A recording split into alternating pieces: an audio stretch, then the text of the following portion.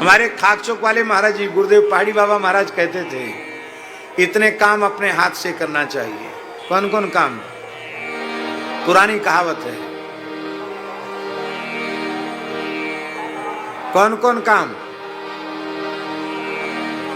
खेती, पाती, बीनती, अरु घोड़े की तंग, अपने हाथ संभारिए, लाख लोग हों संग। लाख लोग आपके संग में हो सेवा करने वाले, तो भी 4 काम खुद करो, नौकरों से मत करवाओ। एक खेती। हमारे 12 घाट वाले महंजी हैं श्री महंत श्री राम प्रवेश दास जी महाराज। वृंदावन में जो कुछ 12 घाट के ठाकुर जी की खेती है उसका पूरा ध्यान खुद रखते हैं। और अब भगवान ने उनको भोपाल में विराजमान कर दिया गुफा मंदिर में। वहां नर्मदा किनारे खेती है 70-75 एकड़। वहां तक जाकर स्वयं पूरा ध्यान रखते हैं हर समय। इसलिए आश्चर्यजनक खेती है उनकी।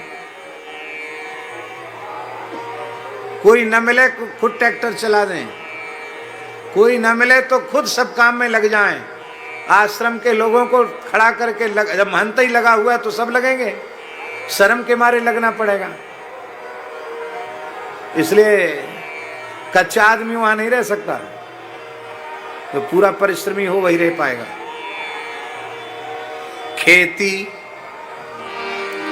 अपने हाथ से करो, पाती चिट्ठी भी अपने हाथ से लिखो।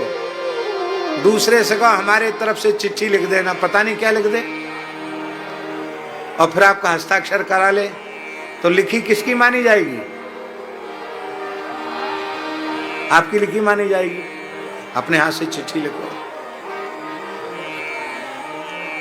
हमारे महाराज जी के पास एक पंडित जी रहते थे, बहुत अच्छे, वो हमारे साथ ही पढ़ने आए थे।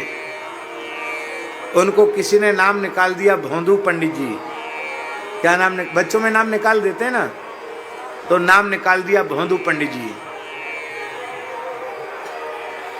तो वो बड़े थे आयु में, तो महाराज जी ने उनके नाम से भक्तमाली जी ने पत्र लिखा। और महाराज जी इसमें राजस्थान में थे, दास महाराज जी की सनिधि में था। हम छोटे बालक ही थे। तो महाराज जी ने पोस्ट कार्ड लिखा, बोले जाओ पंडित जी लेटर बॉक्स में डाल आओ। तो हमारे मन में चंचलता उद्दंडता क्या सूझी कि महाराज जी के जैसे अक्षर बनते थे उसी तरह से मिलाकर पंडित जी का जहाँ पते में नाम लिखा था एक कोष्ठक बनाकर लिखा श्री भोंदू पंडित जी।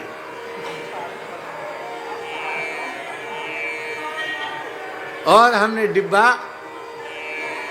में पत्र डाल दिया।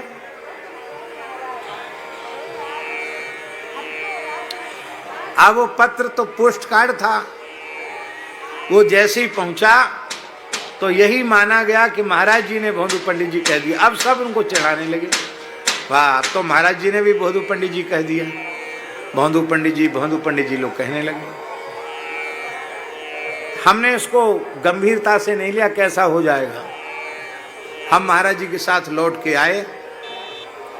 आते उन पंडित जी ने महाराज जी को प्रणाम किया और पत्र दिखाया। महाराज जी हमको ऐसे ही तो लोग कहते ही हैं, आपने ऐसा लिख दिया तो अब सब हमको यही कहने लगे। महाराज जी हमने क्या लिख दिया, दिखाओ पत्र। उसमें लिखा था भोंदू पंडित जी। मेरी ओर देखा उन्होंने, सोई हम सूख गए एकदम। बोले हमसे, महाराज जी बोले हमसे बड़ी भूल हुई जो हमने तुमको चिट्ठी डालने के लिए कह दिया। अब तुमको ये सेवा कभी नहीं दी जाएगी, तुम अयोग्य हो। उस समय वो विद्यार्थी हमसे पढ़ते थे, आयु में बड़े थे पर हमसे पढ़ते थे। महाराज जी बोले तुमने बहुत बड़ा अक्षम्य अपराध किया है। पता है 100 बात बोलने में उतना अपराध नहीं होता जितना एक बात लिखने में अपराध होता है। ये बोला हुआ अपराध नहीं, लिखित अपराध है। और वो भी लिखित अपराध तुमने हमारे ऊपर आरोपित कर दिया। ये ब्राह्मण के मन में पीड़ा हुई है, इसका कितना पाप लगेगा। तो हम रोने लगे, हमने कि महाराज जी गलती हो गई, क्षमा कर दीजिए, प्रायश्चित बताइए। हमने कहा अब ऐसी भूल नहीं करेंगे, प्रायश्चित बताइए।